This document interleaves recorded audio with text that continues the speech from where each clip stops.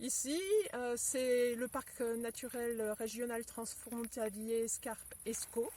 C'est un peu loin à dire. C'est une zone naturelle où, théoriquement, on n'a pas le droit de déranger la nature par quoi que ce soit.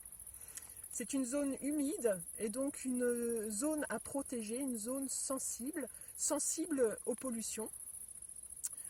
C'est aussi une zone inondable. Donc théoriquement non plus on n'a pas le droit de faire quoi que ce soit au risque de mettre en danger les populations environnantes. Donc aujourd'hui les maires et la communauté d'agglomération ont suivi un peu le mouvement généré par la pétition. Ils ont refusé de déclassifier cette zone, mais il semble que la préfecture souhaite passer au-dessus de ce refus et autorise les travaux. Il existe d'autres moyens de se débarrasser de ces boues qui sont chargées au lieu de creuser un trou, de les mettre dedans en espérant que ça passe. Non, il y a d'autres moyens de revaloriser ces produits, mais ça coûte trop cher pour les VNF. Donc ça revient toujours une histoire d'argent. Alors pour l'association, pour nous la pollution elle représente quand même une certaine inquiétude, voire un danger. Et on va vous montrer pourquoi sur un autre site.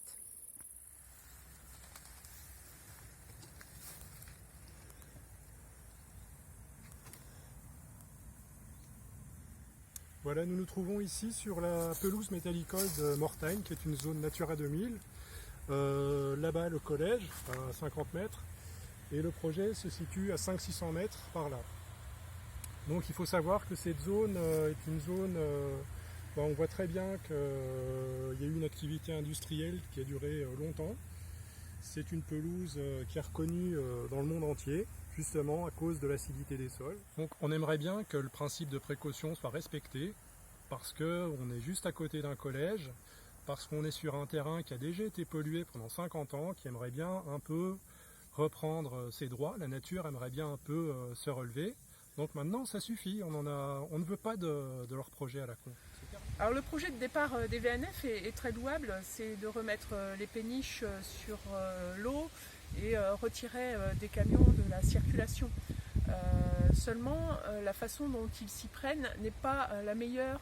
Il y a d'autres techniques de traitement des boues et on voudrait qu'ils les utilisent ces techniques, même si elles sont plus chères. Nous le coût on s'en fout, mais apparemment le coût pour eux c'est ce qui est le plus important.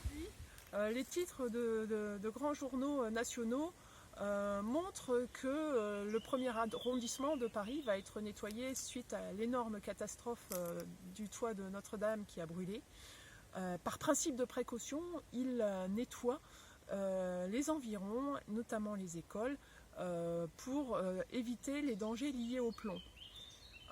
Ici, chez les ch'tis, le plomb on peut vivre avec et on peut très bien en rajouter. Apparemment ça pose pas trop de problèmes. Donc ici c'est une zone quand même très verdoyante.